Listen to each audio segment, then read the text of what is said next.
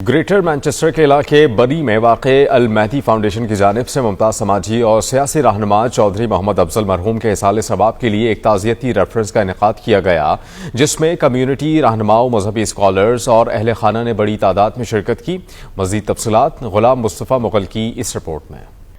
अल-मेहदी foundation के ज़ेर एहतमाम बरी में मुमताज़ समाजी और सियासी रहनुमा चौधरी मोहम्मद अफजल मरहूम के इसाले सवाब के लिए एक ताज़ियती रेफरेंस का इनेकाद किया गया। इस मौके पर कम्यूनिटी रहनुमाओं, मजहबी स्कॉलर्स और मरहूम के अहले खाना समेत बड़ी तादाद में अफराद ने शिरकत की। तकरीब में मुकर्ररीन ने कहा कि बरतानिया में पाकिस्तानी कम्यूनिटी के वो बुजुर्ग अफराद जिन्होंने 50 और 60 की दहाई में यहाँ आकर मेहनत और जद्दोजहद से जिंदगी गुजारी, आज उनकी कुर्बानियों का समर नई नस्ल एक कामयाब और बाइज्जत शहरी के तौर पर हासिल कर रही है। उन्होंने कहा कि नई नस्ल ने न सिर्फ तालीम और तरक्की के मैदान में नुमाया मकाम हासिल किया, बल्कि अपने मरहूम वालिदैन के लिए दुआओं, कुरान खानी और इसाले सवाब की रवायात को भी बरकरार रखा हुआ है। अल्लाह ने वाज़े तौर पर कुरान मजीद में हुक्म अता फरमाया, रब्बि अरहमहुमा कमा रब्बयानी सगीरा।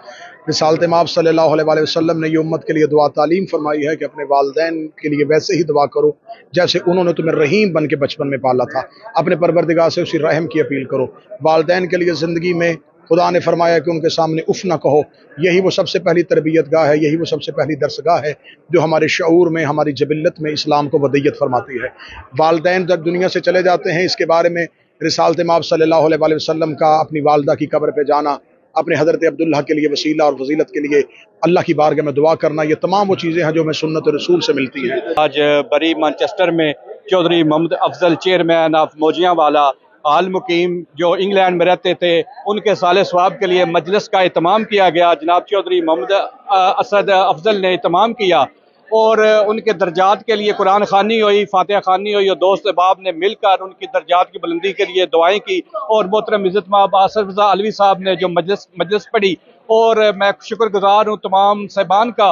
पेरेंटिंग जो है ना, पेरेंट्स का काम है अपनी औलाद को इस तरह साले बनाए कि उनके जाने के बाद भी not on a yearly basis, on a daily basis, कम से कम दिन में एक दफ़ा वो उनको याद करें, और याद करने के लिए ओनली अच्छी पेरेंटिंग चाहिए।